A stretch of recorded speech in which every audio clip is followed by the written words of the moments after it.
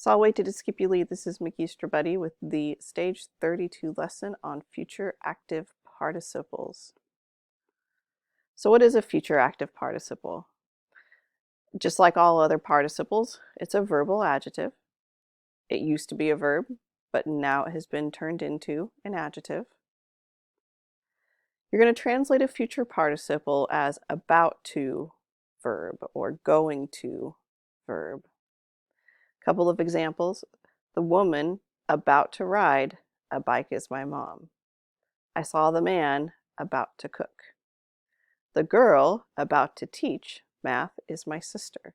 So about to ride, about to cook, and about to teach, those are all future active participles. Those are not verbs. And the first example is the verb. Here, saw is the verb. And again, here, is the verb. These are adjectives describing a noun. All right, so how do we make our future active participles? You take the fourth principal part, the PPP, drop the US, and add urus. It's actually pretty convenient because urus looks like the word future. And just like the PPP, it also uses the 1-2 adjective endings. So example, portatus becomes portaturus, doctus docturus, tractus tracturus, auditus auditurus. And here's what the verb porto looks like in all of its forms for the future active participle. So these are all of our 1-2 adjective endings plugged on to portaturus. Couple of examples. Nunc ego quoque mortiturus sum. Now I also am going to die. Nemo sciebat quid haterius facturus esset.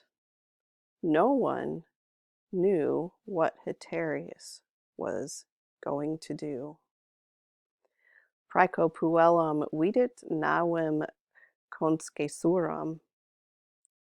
The herald saw the girl about to board the ship. Notice how the am here means that it's modifying the girl. It's the girl who was going to board the ship, not the herald. All right, let's do some practice sentences. Go ahead and copy down these 5 sentences. Underline all of your modifiers and keep in mind that participles are modifiers. Draw arrows to their antecedents, meaning the other thing in the sentence, the noun or the pronoun that it's referring to. Put parentheses around prep phrases, brackets around dependent clauses, label as much as you can, and then write out a translation. All right, our first sentence, splendidam is an adjective, modifying canom. Daturus is our future active participle. It's going with ego. Then the way that we knew that is because daturus is nominative, masculine, singular. Ego is the only nominative in the sentence.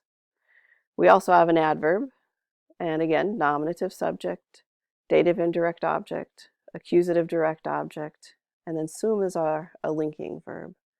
So now I am going to give a splendid dinner to you.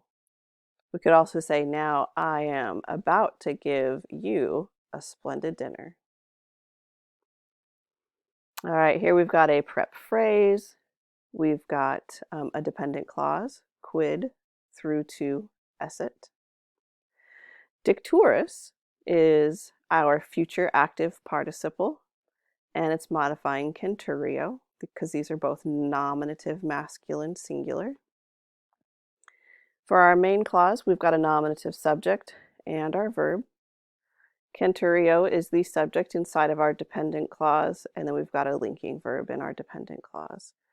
So the soldiers were turning over in their mind, or they were wondering. The soldiers were wondering what the centurion would say. Here we've got a dependent clause starting with num and going to esset. Saltatura is our future active participle. It's nominative, feminine, singular, so it's going with euphrosyne. Conwiwai, that's our nominative subject, accusative direct object, our verb, nominative subject, and a linking verb.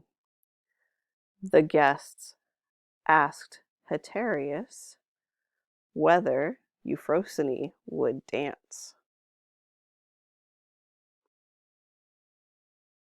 All right, here we've got Westros and an adjective modifying togos. Skisuri is our future active participle.